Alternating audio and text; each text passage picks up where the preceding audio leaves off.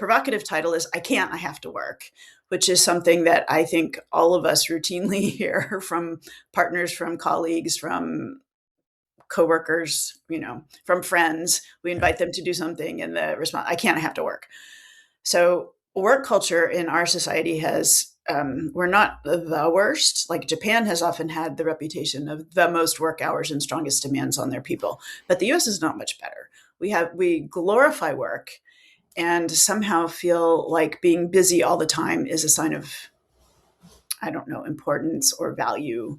And we tie our value very much to our work. Yes.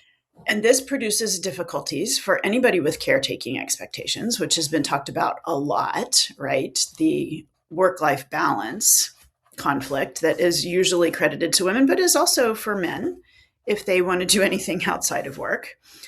But really what I've unpacked here are 5 different things, and even I have to look them up and tell you the title. So the first is the concept of the ideal worker that was piloted by Joan Acker.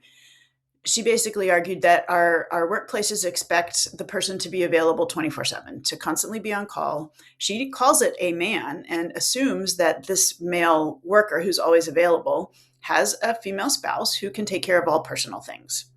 And that concept still very much permeates our workplaces, even with the influx of many women into the workplace.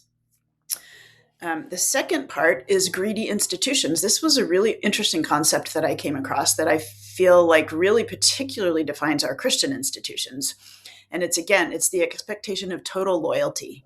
So if you work for a church, if you work for a mission agency, if you work for any other kind of Christian nonprofit, there is a very strong expectation of loyalty, that you are there, that your primary energy and effort goes to this group, and that anything else that competes with it needs to come second. And that can include your family, which also I think is not really reflective of what God intended for us. Yes. Yeah. And the day of rest and the time with family and the being home after sundown concept from Judaism, that just seems to get lost in this greedy institution concept. Yeah.